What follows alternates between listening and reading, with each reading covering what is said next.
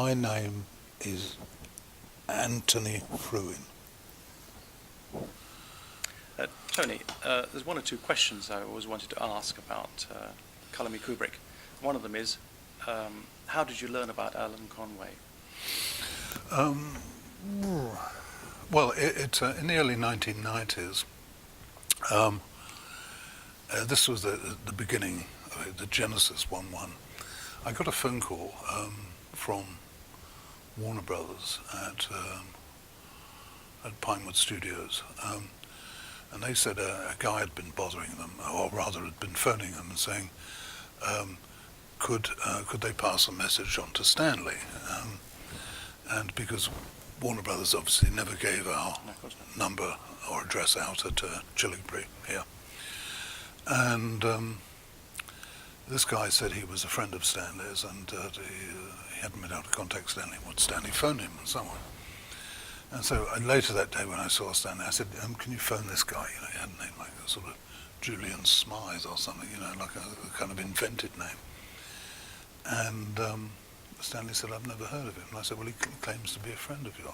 And Stanley said, well, so we ignored it. And then a few days later, we got another call from Warner, or I got another call from Warner Brothers saying, listen, this guy's driving us batty. You know, can you essentially get him off our back? I mean, have a word with him. And so I said, yeah, okay. So I had his number and I phoned him. And he was a guy down in Brighton who said he was let me get the phrase right, a very intimate personal friend of Stanley Kubrick's. And he said that, and he sounded sort of achingly sincere, and he felt really hurt because he'd been very, very friendly. You know, he was a very intimate friend of Stanley's. And then Stanley changed his phone number, and he couldn't get hold of him. And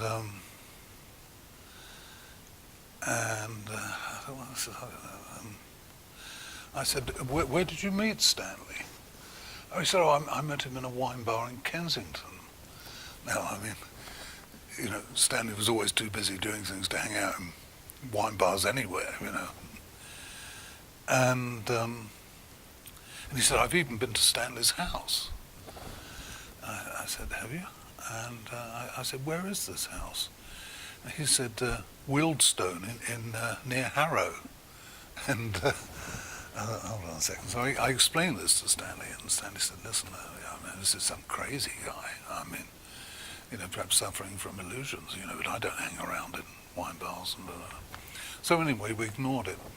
And then a couple of weeks later, Warner Brothers phoned up again and said, listen, there's some guy on the phone called Harry Whatsit, who's another intimate friend of Stanley Kubrick's.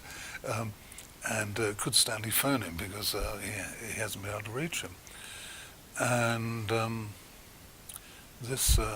anyway, I mean, over the next couple of months, we got more. Warner Brothers got more and more of these calls, these friends of Stanley Kubrick, you know. And so I started putting together a little file, and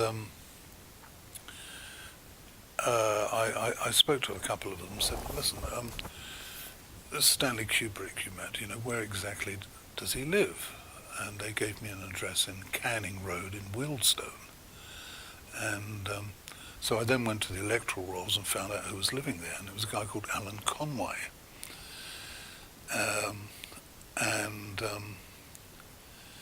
Well, we got more and more calls. I mean,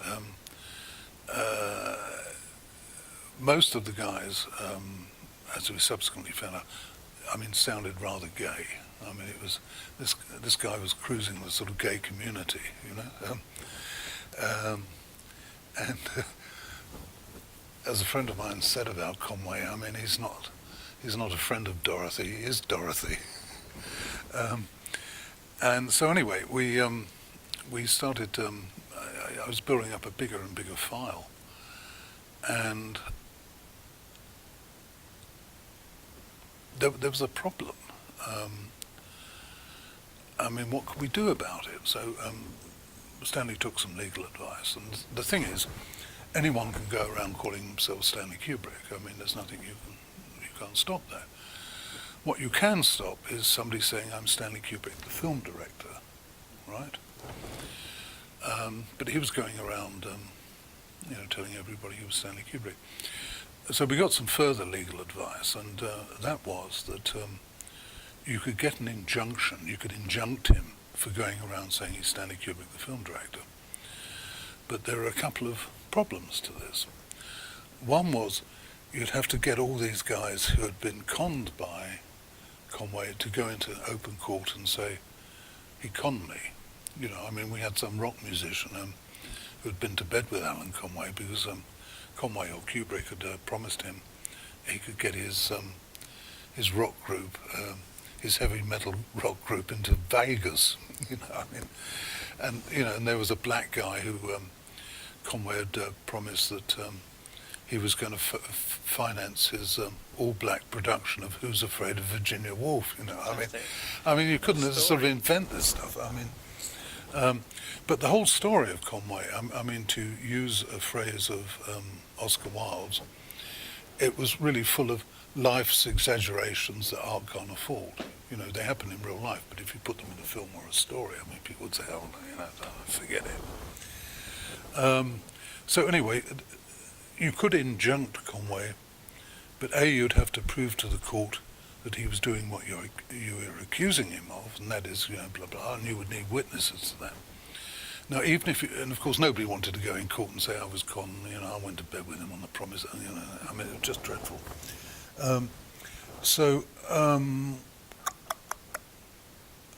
Now, even if you got that injunction, how do you police it? Do you spend, you send people round, shadowing him 24 hours a day? It's impossible. It's an impossible situation. So there was really nothing legally one could do about this.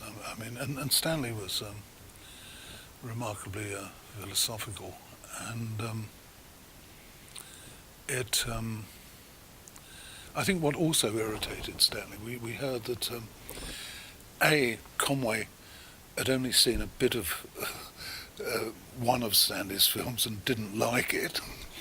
And Stanley said, gee, what an ingrate, But you see, Stanley in a way was an accident waiting to happen, because everybody knew his name, but they didn't know by and large what he looked like, because he didn't appear on TV. He was never on the cover of Hello magazine, or guesting on Top Gear or whatever was going on. So Conway could get away with it. What happened in the end? I had a word with a journalist friend of mine and said, listen, why don't you approach Vanity Fair, the magazine, and see if they've been interested in the story about this guy, this Conway? And I said, I've got this big file I can give you. And he said, yeah. So he went off and did that, because we thought, the oxygen of publicity might be some way of finally settling Conway, but well, it sort of did. But what subsequently happened was that Conway, other stories were coming in. He'd been very active in the Amsterdam gay scene and had promised people money and this and that, and he even approached a famous Dutch woman actress whose name I can't remember, and offering her a part in his next big film, and she believed it, and she had told the press, and there were stories about, I'm going to be the star of the next Kubrick film. It went on and on. But anyway, the fatal mistake that Conway made was that he was going to refinance a gay bar in Old Compton Street in London, and he signed a legal document as Stanley Kubrick. Now that was a signature too far, and then when they found out that he wasn't Stanley Kubrick, the police were called in. But Conway, canny as ever, rushed off to Northwick Park Hospital and admitted himself to the mental health section, and saying that he was suffering from these delusions of being Stanley Kubrick and he couldn't control it, and it had cost I don't know. So you preempted it all, really? Well, not really. No.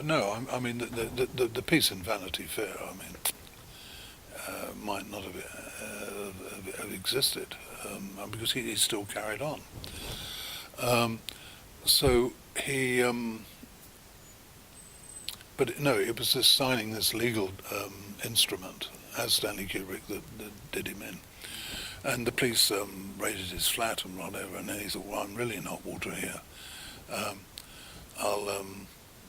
I'll go to the mental ward, the mental division, or whatever it's called, at Northwick Park Hospital. And he was admitted because he was a very convincing actor. So they thought, this poor sod's, suffering from borderline schizoid delusions and whatever. Now, of course, the moment the CPS heard that he was in this mental hospital, I mean, they dropped the case like a load of hot bricks.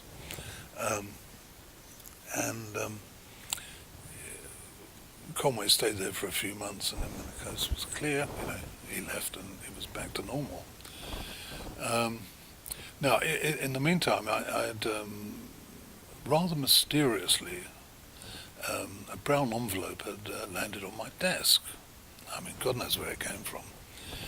But it was a copy of Alan Conway's criminal record. His real name was Alan Conn, C-O-N-N. I mean, it's such a sort of aptly Nabokovian name, isn't it? I mean, Alan Conn for Contrix, And he obviously felt it was classy dressing up as Conway.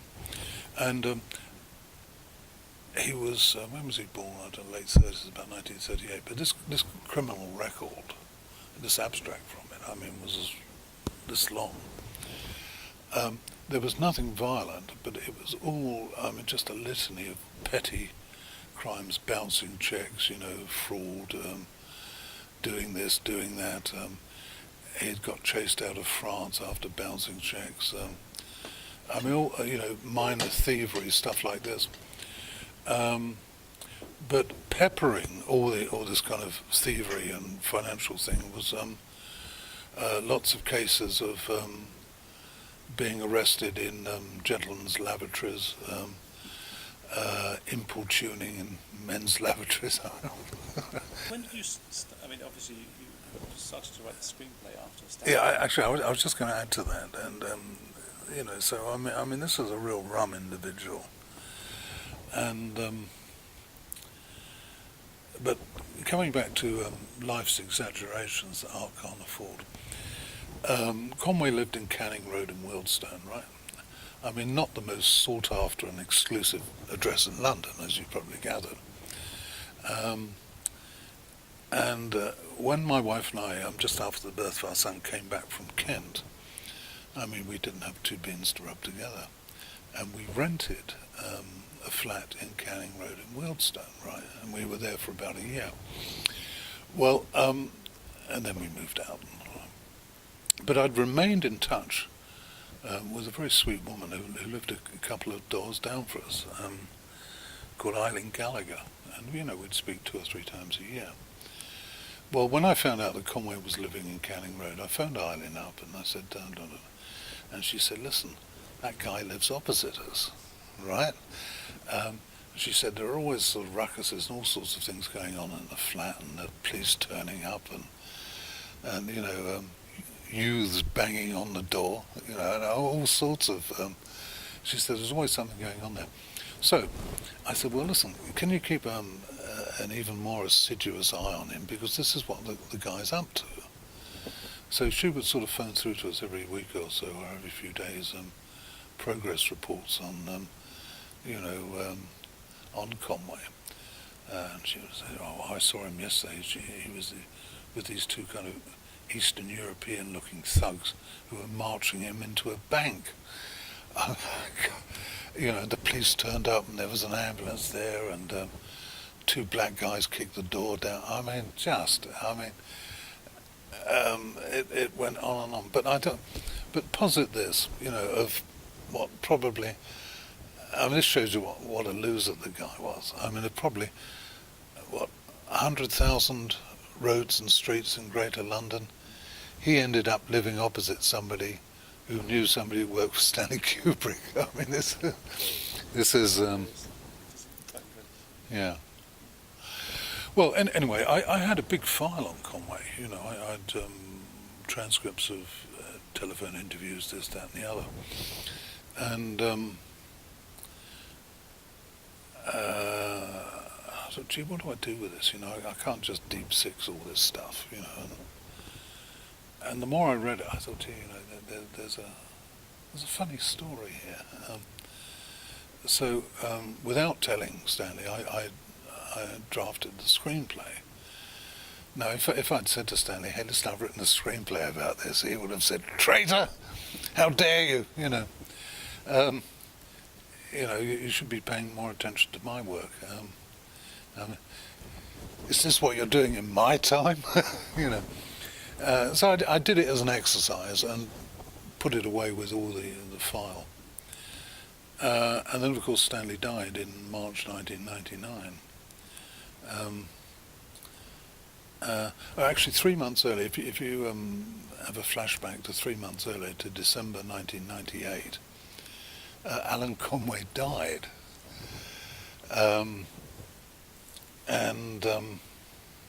Oh, no, I've got the chronology wrong here. Stanley died, and our reaction was, well, what's Conway going to do now that Stanley's dead? But we didn't know Conway, in fact, had predeceased Stanley by 3 months. But towards the end, Conway had got his National Health doctor to send him to the Priory Clinic. This big private rehab place, which is mucho expensive. But apparently they have a few placements there each year for National Health people. Anyway, when he came out of that, he'd abandoned being Stanley, and more appropriately, he now said he was John Schlesinger. Or at least, Schlesinger, the film director, of course, had the same sexual preferences as Conway, so it was more appropriate.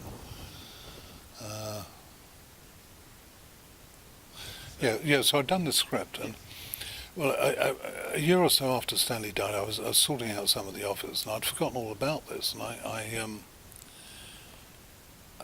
found the screenplay with the file, and I read the screenplay, and I thought, well, this is not too bad. And just as a thing, I gave it to Christiana, Stanley's widow, and I said, this may amuse you. Anyway, she read it, and she said, well, why don't you get it made? And I said, well, you would have no objection. And she said, well, you're not saying anything or betraying any confidences with Stanley. It's about somebody else, by all means. So I showed it to Brian Cook, who'd been our AD on quite a number of Stanley's films. And he said, I'm going to have a go at directing this. And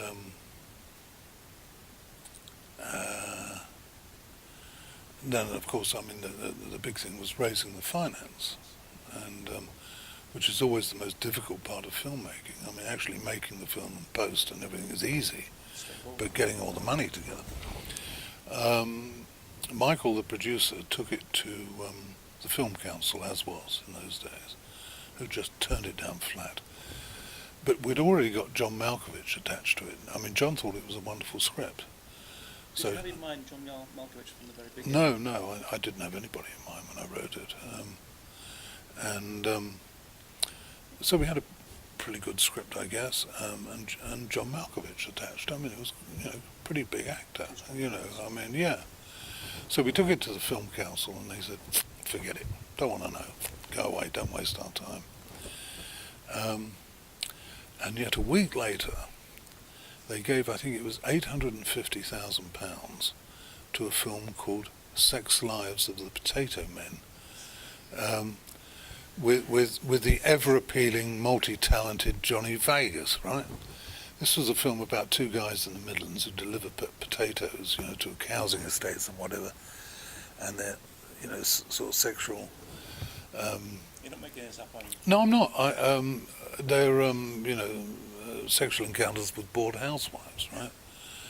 I mean, this is cutting-edge cinema, right? Forget about David Lean, Michael Powell, Six Lives of the Potato Men. So they gave 850k or thereabouts to that. But I'd never been a big fan of the Film Council anyway. I mean, I think they always tended to give money to the same people. And also, I mean, ponder this. The Film Council administered a fund of £15 million, right, to give out to filmmakers. Do you know how many people they had on the payroll to administer that? How many people they had in their office? Let me guess. 12? 191. This was in their final report. 191 people to administer £15 million. And not only that, I mean, there were like 4 executives earning over 150k a year plus expense. I mean, it was such a, for want of a better word, I mean, just a gigantic wank, right? You can edit that out if you replace it with. So I wanted to ask you also about when the film was made. It wasn't distributed in England, was it? Well, just to sort of follow up that after the Film Council, the film was, and this takes in what you're asking, the film was almost wholly financed by Luc Besson in Paris, his Europacor company, right? He's a fine director as well, Luc Besson. I mean, The Messenger, his film about Joan of Arc, I mean, is really one of the great films of the last 25 years. Everybody thinks, oh, Joan of Arc made it all. Watch the film, The Messenger. Anyway, so Luc Besson financed it, and we had a sort of modest budget. And we got a little bit of finance from the Isle of Man Film Fund, where we shot some of the stuff. And Luc Besson, I mean, was wonderful. He gave us the money and just let us get on with it, right? I mean, he wasn't phoning up every 5 minutes and saying, I mean, where's this going? Gave us the money and just let us get on with it. But we were to pay for that in the end. The film was released initially in France, and then I think in the States, and it got really good reviews. I mean, 80% of all the reviews were fantastic, including in Variety, the film trade paper, the finest glowing review I've ever seen of any film. And it did really well here, there, and all around the world. And we kept on waiting for it to open, for it to come over to England. And it never did. And we would phone up, email, fax Luke in Paris and say, well, what's happening? Never got any reply. From me, from the director, from the producer. And meanwhile, I mean, a girl I know phoned me up and she said, oh, I've just come back from Hungary. Me Kubrick's playing in 2 cinemas in Budapest.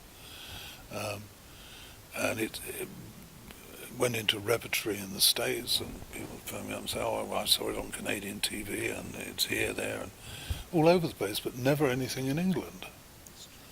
And as I say, we've never been able to get to the bottom of it. I mean, as to why. Even now. I mean, nobody in Paris ever replies to us. I even, a girl I know who lived in Paris, virtually camped out on their doorstep. We made her a kind of honorary emissary of our company, and she got nowhere. So it's, and this has really dented my credibility with the local news agents, I'll tell you. I mean, Thank you very much for coming this afternoon. Would you like to tell us who you are and the film you're showing? You don't know who I am? You organised the show. He's not on the right medication, is he? It's not for me. I know who you are. It's for others who don't. Yeah, was that all right, or do you want me to do it again? have said his name. We need you to say your name, Tony. Okay. Sorry, To me, that is. Okay, okay. Yeah. No, there are going to people out there. Yeah.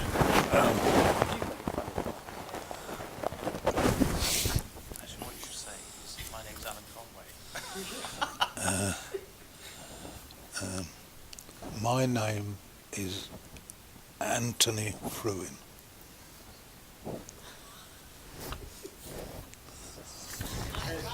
So, And I have Alzheimer's light.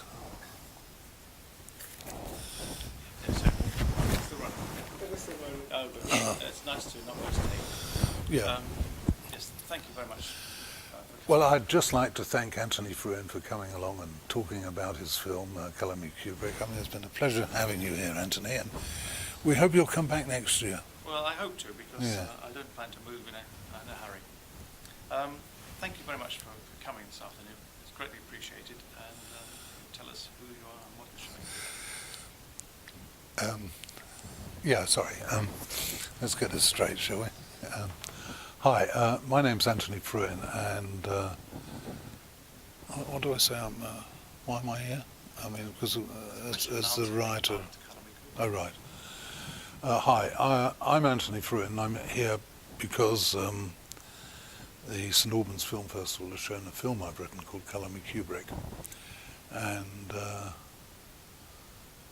yeah, well, that's it.